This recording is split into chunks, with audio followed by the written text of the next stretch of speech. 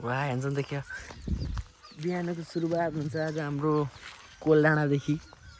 कोलडाँडाको यो डाँडामा उता माथिको निलो घरमा डेचुली 16 मा चाहिँ आज हामी बसेर बिहानको ब्रेकफास्ट गरेर अहिले कति भयो होला नि 7:30 जति भयो होला कि भन्छु 7:30 भयो सायद होइन त्यतिकोमा चाहिँ हामी यसो गाउँमा राउन्ड हान्दै हिँडिरहेको उफ्रेको छु मैले चाहिँ यहाँको यसो दृश्य हेर्दा चाहिँ यस्तो छ अत्यन्तै मिठो र चिसो हावा ओहो उहाँ त एउटा आमा पनि बसिरहनु भएको रहेछ तल हामी अगाडि बढ्ने क्रममै छौँ लगातार बढिरहेछौँ टक्क कस्तो राम्रो के यो गाउँ तर मलाई अति नै मन पर्यो तर अहिले नै चाहिँ अलिकति उज्यालो भइसक्यो जस्तो छैन कि क्यामेरा क्वालिटी अलिक कम भयो कि जस्तो कन्डिसन छ सारोले चाहिँ लगातार क्यामेरामा हेरेकै छ फेरि केही बोल्दैन खालि दिने भनेको त्यही पोज हो साइलेन्ट किलर रे आम्बो के यस्तो भाषा केट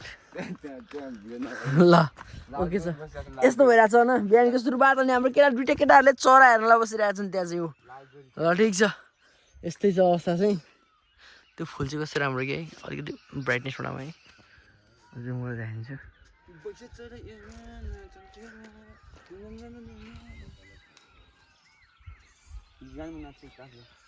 के चरा कराएर जस्तो डाँडा काँडादेखि कस्तो दामी वातावरण सबसे बेस्ट लागेको मलाई के छ यो गाउँमा तैँले भन्न सक्छस् नेट नभएर 1 नम्बर बेस्ट लागेको छ क्या एनसेलको टावर टिप्दैन मेरो एनसेलको सिम सारू फेरि एकदम दुखी छ आफ्नो गर्लफ्रेन्डसँग बोलाउन पाएर त्यही पनि यस्तो अवस्थामा छ त्यो मेरो मुगुको गर्लफ्रेन्डले चाहिँ भिडियो हेर्दैछ भने सारूसँग हिजो र आजको दिनको कारणले चाहिँ नरिसाउनु होला भन्न चाहन्छु यो हिजो 23 आज 24 हो कि होइन हिजो 23 आज 24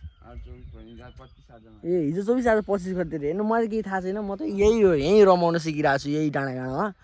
सोचिरहेको छु अब जिन्दगीमा प्रगति भएन सारू के भन्छु अब म जिन्दगीमा प्रगति भएन अब यहीँ एउटा मर्नेसँग यतै बिहे गरेर रक्सी पार्छ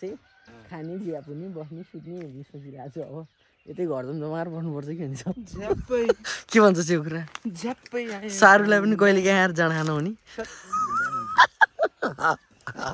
यस्तै छ माहौल ल